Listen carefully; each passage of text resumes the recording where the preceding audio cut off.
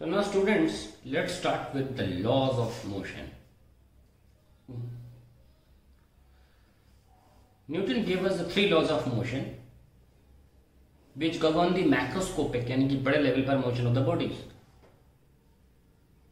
पहला है इसे लॉ ऑफ इनर्शिया के नाम से जाना जाता है. दूसरा है F इक्वल्स टू ma और तीसरा है law of action reaction forces.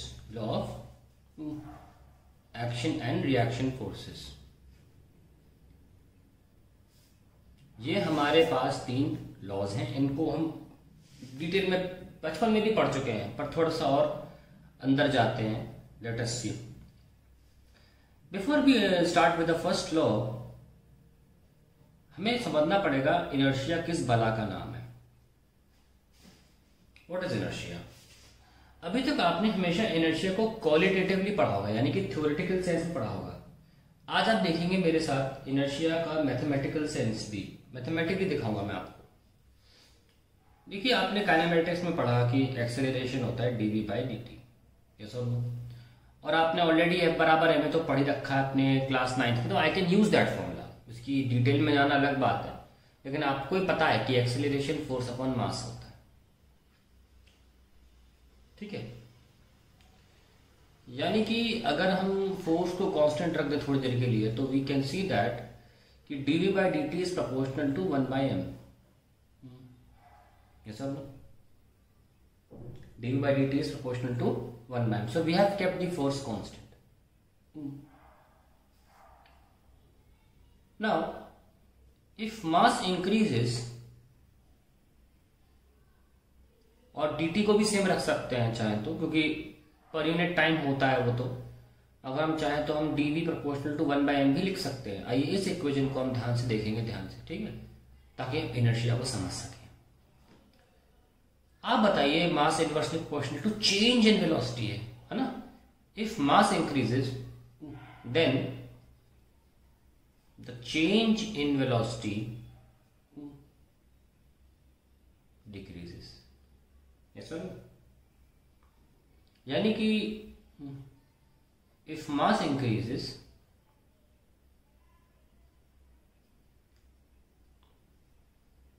The velocity on the application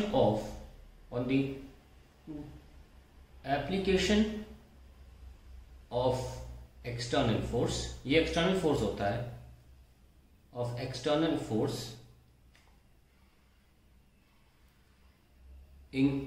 decreases by change लिख देते हैं अभी. changes by very small value. क्योंकि मास बढ़ाएंगे तो dv घटेगा. तो मान लीजिए पहले 5 मीटर पर सेकंड है और फोर्स लगाने पर बॉडी की वेलोसिटी हो गई 6 मीटर पर सेकंड.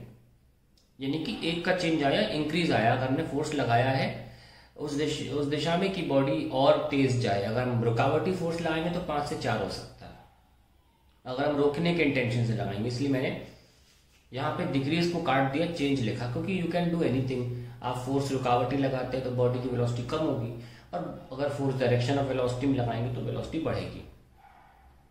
तो कहने का मतलब यह है कि अगर हम फोर्स को कांस्टेंट रखें, मान लो हम 5 न्यूटन ही लगाना चाहते हैं इसलिए मैं फोर्स को कांस्टेंट रखा था, और मास को बढ़ाएं तो वेलोसिटी में चेंज जो आएगा वो कम आएगा. क्या निष्कर्ष निकला इससे? For the same force if mass increases there is lesser change in velocity.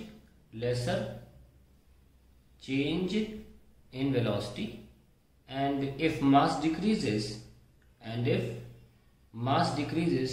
there is higher change in velocity.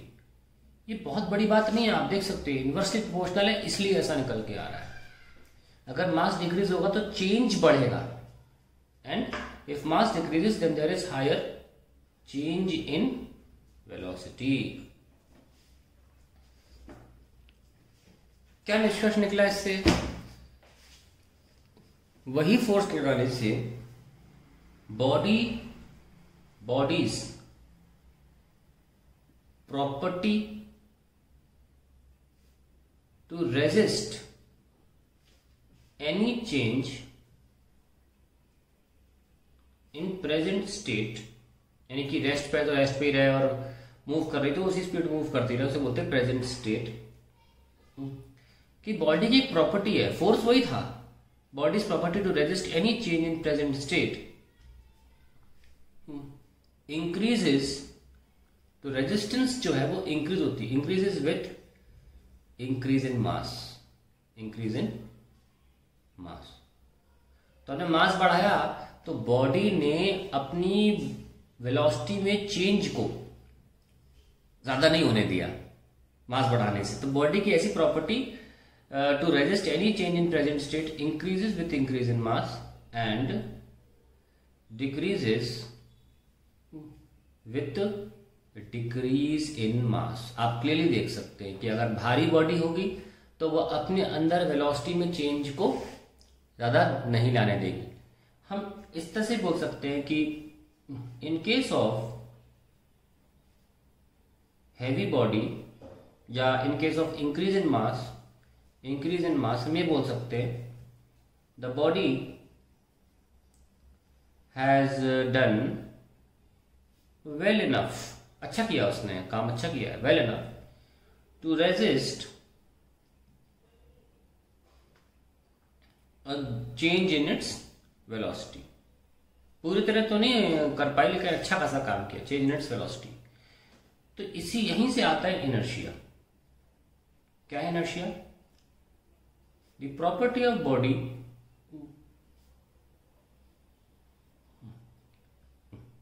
by virtue of which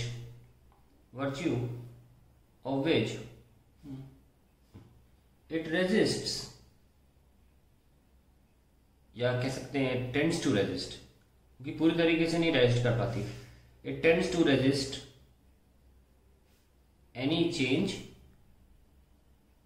in its present state, any change in its present state, as this property to resist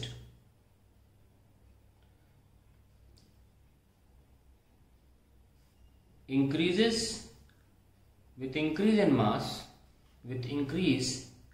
in mass, and resistance decreases with decrease in mass, we can say that inertia is the measure of mass, या inertia is proportional to mass,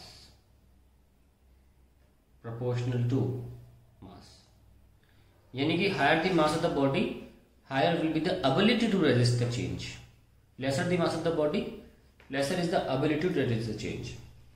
चाहो तो इसे भी finally note form में लिख लो, higher the mass, higher the ability to resist the change,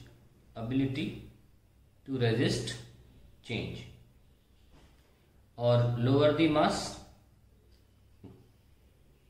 so lower the ability to resist the change। तो I think आपको अब इनर्शिया की बहुत अच्छी जानकारी हो गई है।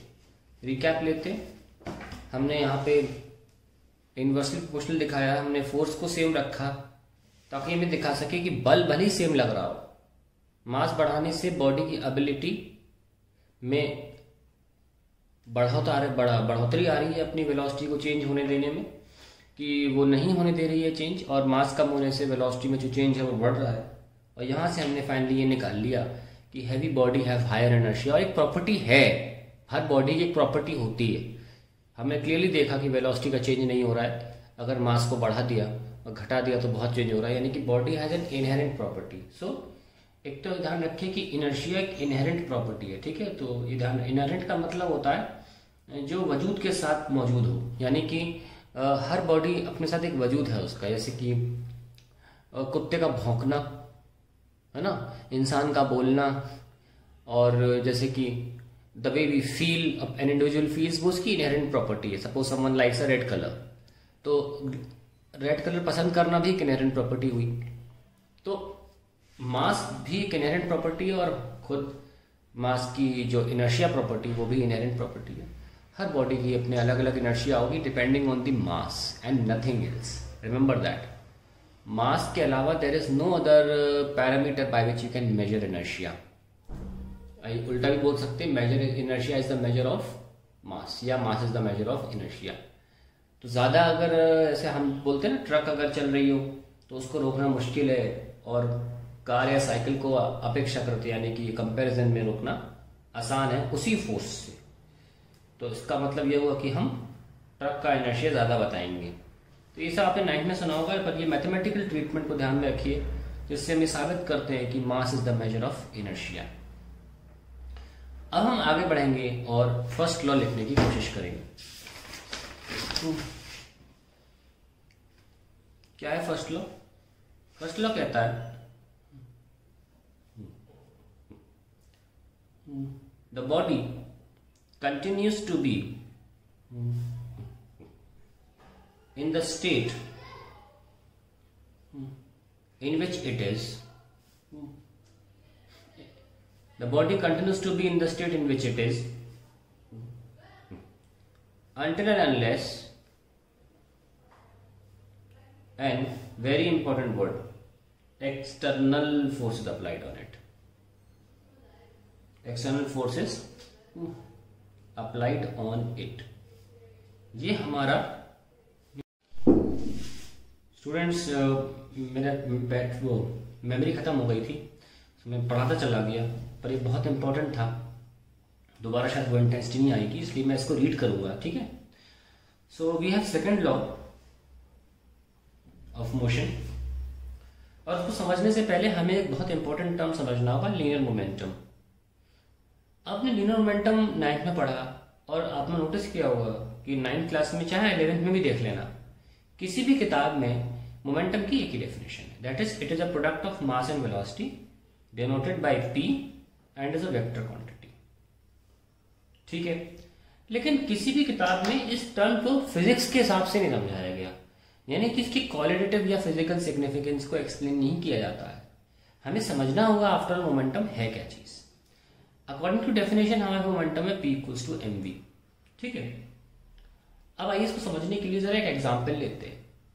एक 2 kg का ब्लॉक है और वो 2 मीटर पर सेकंड से ट्रेवल कर रहा है, आपके हाथ पे टकराता है और आपको चोट महसूस होती है, उसको इम्पैक्ट बोल लेते हैं थोड़ी देर के लिए। तो आपने इम्पैक्ट कुछ महसूस किया और उसको आप दिमाग में रख लिया आपने। हमने उसी 2 kg के ब्लॉक को 4 मीटर पर सेकंड की स्पीड से फिर आपके हाथ पे भेजा, आपके हाथ पे चोट लगती है, आपने उस इम्पैक्ट को दिमाग में रखा। मैंने आपसे पूछा कि ज्यादा इम्पैक्ट कब लगा आपको इन 2 केसेस में। बहुत ऑब्वियस सी बात है, आपने कहा कि 4 मीटर पर सेकंड से जब 2 किलो की बॉडी हाथ पे टकराई तो ज्यादा हमें इम्पैक्ट महसूस हुआ कंपेरेटिव टू 2 मीटर पर सेकंड की स्पीड पे जब वो आ रही थी, ठीक है। फिर मैंने क्या किया, हमने स्पीड को सेम रखा और मास बढ़ा दिया। फिर हमने बोला आपसे बताइए इस केस में और इस केस में किसमें ज्यादा चोट लगी। आपने कहा सर 4 kg वाले जब पास आया हाथ के लगा तो ज्यादा चोट महसूस हुई। तो हमने नोटिस किया कि बॉडी का जो मोशन होता है, मोशन वो महसूस भी किया जा सकता है। बॉडी का जो मोशन होता है ना, उसे हम महसूस भी कर सकते हैं, सिर्फ मोशन देखने के लिए नहीं होता। यहाँ मोशन बॉडी 2 kg की 2 मीटर पर सेकंड में कर रही है, यहाँ 2 kg की 4 मीटर पर सेकंड में कर रही है, यहाँ 2 kg की 2 मीटर पर सेकंड में कर रही है। इम्पैक्ट जब हमने वेलोसिटी बदली तो बदला चोट, इम्पैक्ट जब हमने मास बदला तो भी हमारा इम्पैक्ट बदल गया। यानी कि जो मोशन महसूस हो रहा है वो मास बदलने पर भी हो रहा है और वेलोसिटी के बदलने पर भी हो रहा है। इसका मतलब मोशन, जो बचपन से हम मोशन मोशन बोलते आ रहे हैं, क्वालिटेटिव टर्म, उसका एक मैथमेटिकल टर्म भी है, यानी कि द मैग्नीट्यूड ऑफ मोशन को मोमेंटम बोला जाता है। यानी कि मोमेंटम क्या चीज है, अगर मोशन को मैथमेटिकली बताना हो तो उसे मोमेंटम कहते हैं। कितना मोशन एक बॉडी के अंदर कंटेन्ड है वो हम बात कर रहे हैं। तो मोमेंटम क्या चीज हुई, इसका मीनिंग क्या हुआ, तो मैथमेटिकल टर्म फॉर मोशन। तो जब भी हमें मोशन को क्वांटिफाई करना होगा, उसकी एक वैल्यू बतानी होगी, हम एक्चुअली में क्या बताएंगे, मोमेंटम बताएंगे। आप देख सकते हैं कि अ बॉडी कंटेन्स मोमेंटम, जैसे कि हमने एक बॉडी को 2 मीटर पर सेकंड मूव कराया तो उसकी मोमेंटम कितनी 4 kg मीटर पर सेकंड है। और a body contains momentum at constant speed. और अगर हमने स्पीड चेंज कर दी या मास चेंज कर दिया, मर्जी आपकी, कुछ भी चेंज करें, अभी के लिए हम स्पीड चेंज करते हैं, उसका मोमेंटम भी चेंज हो गया। यानी कि we see that on changing velocity, या मास भी लिख सकते हो, momentum also changes.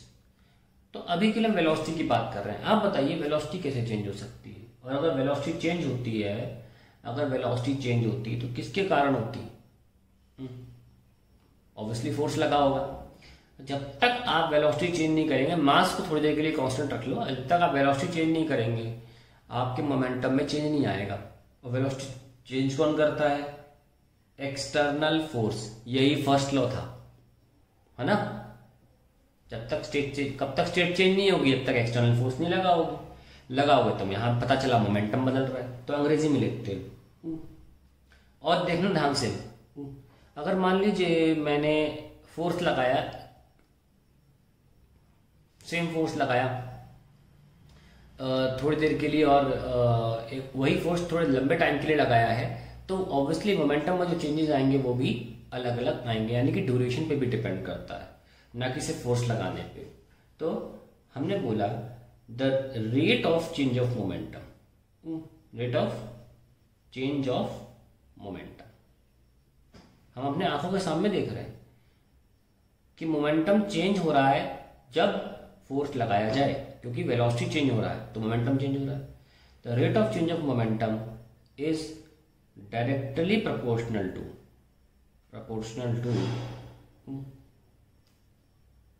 The applied force.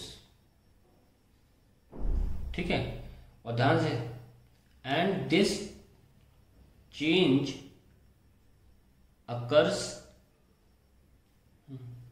in the direction of applied force, direction of applied force। तो जिस दिशा में फोर्स अप्लाई कर रहे हैं, मोमेंटम की भी वही दिशा निकल के आएगी। तो मैथमेटिकली जब इसको लिखा गया तो न्यूटन का दूसरा सिद्धांत बन गया कि rate of change of momentum, यानी कि dp by dt is proportional to f, या dp by dt is equals to f। ये बिल्कुल गलत होगा लिखना कि force proportional to dp by dt, नहीं। मोमेंटम के चेंज होने से फोर्स नहीं आता, फोर्स के आने से मोमेंटम चेंज होता है, यही बता रहा था मैं। अपने आप कैसे बदल जाएगी स्पीड बॉडी की, फोर्स लगाओगे तो बदलेगी ना। तो मोमेंटम का चेंज डिपेंड करता है अप्लाइड फोर्स पे, और वो भी एक्सटर्नल होना चाहिए। आइए इसको ओपन करते हैं। अब इक्वल के बाद कैसे भी लिख लो, प्रोपोर्शनैलिटी बहुत बड़ी टर्म होती है, ऐसे कुछ भी ऐसे नहीं लिख सकते। अगर ए प्रोपोर्शनल टू बी है तो बी प्रोपोर्शनल टू है, ऐसा नहीं होता है, ऐसा कभी नहीं लिखते हैं। आगे बढ़ते हैं, तो हमने साबित किया dp by dt is equals to f। और अब आप ये राइट साइड में ले जा सकते हो d by dt of mass into velocity. इसे ओपन करते हैं, mass dv by dt plus a dm by dt। Suppose we consider mass constant for the time be. हालांकि ऐसे बहुत से क्वेश्चन है जहां मास जो होता है कांस्टेंट नहीं होता, रॉकेट प्रोपल्शन में मास कांस्टेंट नहीं होता, तो हमें दोनों लेने पड़ते हैं। पर अभी सर्क ऑफ सिंप्लिसिटी के लिए हमने ये ले लिया, तो m और dv by dt हम काइनेमेटिक्स से पढ़कर आ रहे हैं कि ये एक्सेलरेशन के बराबर होता है। ये आ गया हमारा सेकंड लॉ।